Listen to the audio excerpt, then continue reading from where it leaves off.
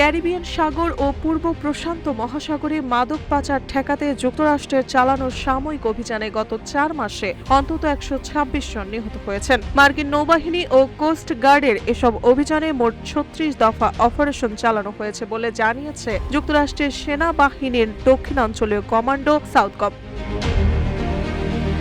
26 জানুয়ারি দেওয়া এক বিবৃতিতে জানায়, সেপ্টেম্বরের পর থেকে চালানো অভিযানে নিহতদের মধ্যে 116 জনের মরদেহ উদ্ধার করা হয়েছে।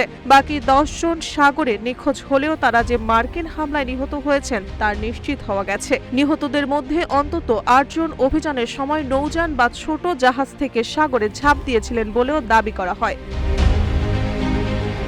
উল্লেখ্য, যুক্তরাষ্ট্রে সাগর পথে মাদক পাচার বন্যার মতো বেড়ে যাওয়ার অভিযোগ তুলে গত বছরের সেপ্টেম্বরে ক্যারিবিয়ান ও পূর্ব প্রশান্ত মহাসাগরে কঠোর অভিযান চালানোর নির্দেশ দেয় প্রেসিডেন্ট ডোনাল্ড ট্রাম্প। তার নির্দেশের পরপরই ওই অঞ্চলে মার্কিন নৌবাহিনী ও কোস্ট গার্ড যৌথভাবে অভিযান শুরু করে।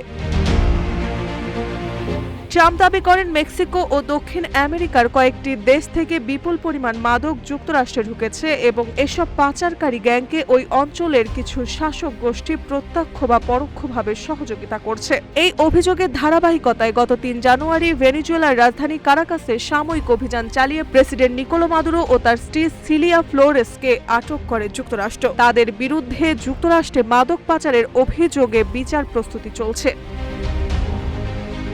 তবে ট্রাম্পের এই অভিযানের যৌক্তিকতা নিয়ে প্রশ্ন তুলেছে সমালোচকরা। তাদের মতে, যুক্তরাষ্ট্রে বর্তমানে সবচেয়ে ভয়ঙ্কর মাদক ফেন্টালিন মূলত চীন ও ভারত থেকে আসে এবং তা স্থলপথে মেক্সিকো সীমান্ত দিয়ে প্রবেশ করে, যার সঙ্গে সাগর পথে অভিযানের সরাসরি সম্পর্ক নেই। মার্জিয়া মৌ, রূপালী বাংলাদেশ।